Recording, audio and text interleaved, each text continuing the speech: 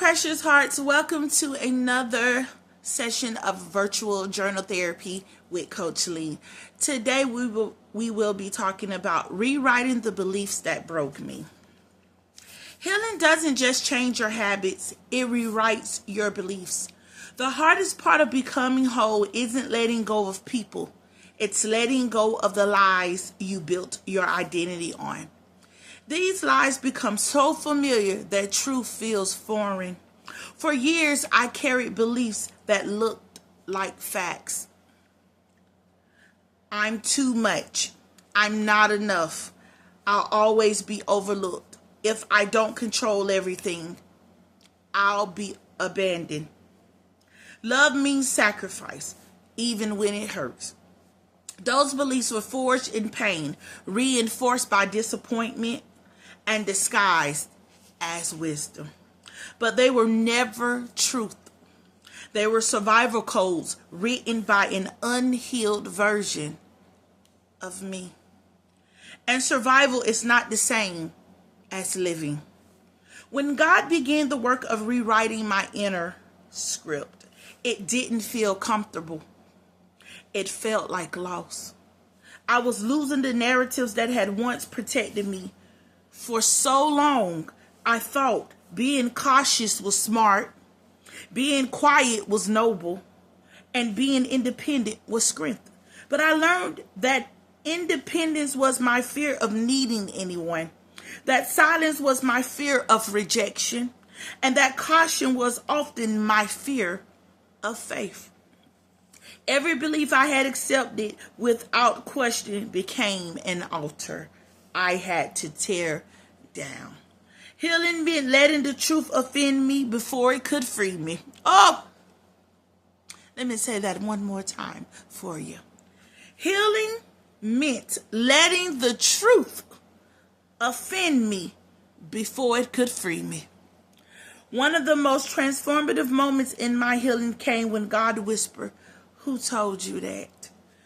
Those words cut deep. They forced me to trace every limiting belief back to its source. Who told me I had to earn love? Who told me rest equals laziness? Who told me God only blesses perfection? Those lies didn't come from heaven. They came from hurt. They were built from misunderstanding, culture, trauma, and fear. I began replacing them one by one with what God actually said. You are chosen. You are enough. You are free. You are loved as you are, not as you perform. Slowly, the lies began to lose their authority over my mind. Rewriting my beliefs also meant retraining my thoughts. I had to catch myself mid-judgment, mid-worry, mid-shame, and speak life instead. When I caught myself saying, "This always happens to me," I replaced it with, "God is changing my pattern." When I said, "I'll never be healed," I declared, "Healing is already happening." The same mouth that once reinforced my bondage began to prophesy my breakthrough. Yes. It isn't easy, and it wasn't easy. The old beliefs fought to stay.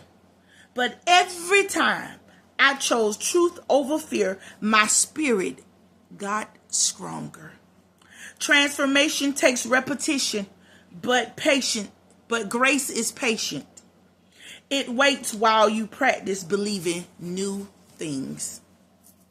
If you're reading this or perhaps listening to me, I want you to look at your own beliefs with loving honesty. Which ones build you? Which ones break you? Which ones come from truth and which ones come from trauma? You don't have to keep rehearsing thoughts that God never wrote.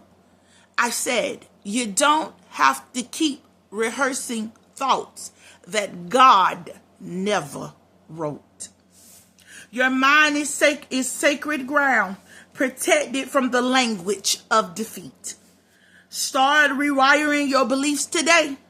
Replace shame with acceptance, fear with faith, and doubt with divine confidence.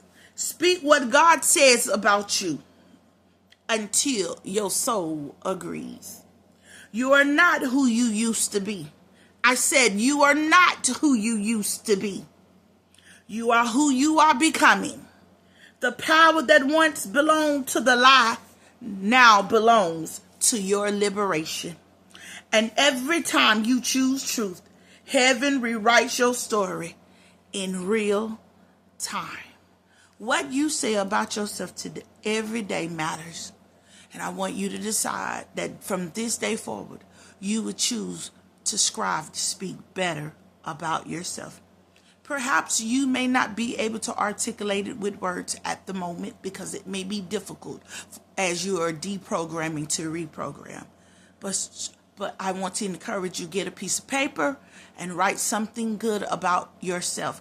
Even if you're struggling to do it, find some good words and write it on a piece of paper and put I am and then put the rest of it there, because you need to prepare yourself through a perfect practice of speaking well over yourself. This is Coach Lean with another virtual journal therapy coming at you. Please remember, you never have to suffer in silence. Please reach out to me at hugmyheartcoaching@gmail.com. Please get your Greatest Self-Taught Part 3. Remember, it's on Kindle and it's also on Amazon hard copy. I would encourage you to get all 3 of them. The Greatest Self-Taught, the Greatest Self-Taught Part 2, the Greatest Self-Taught Part 3. They intensify as you get to Part 3. It was a pleasure to be able to enter into your home, your car, or wherever you may find yourself at. Please remember to share, like, comment, and subscribe. I always want to be able to enter into the homes or in the cars of someone else's life so that I can help provide words to help them start the journey of healing.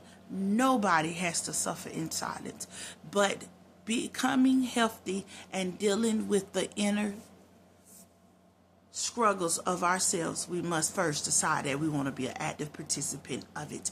Let's start here. Share. I'll see you later. And remember, Coach Lean is always cheering you on. Have a great day. I'll see you tomorrow.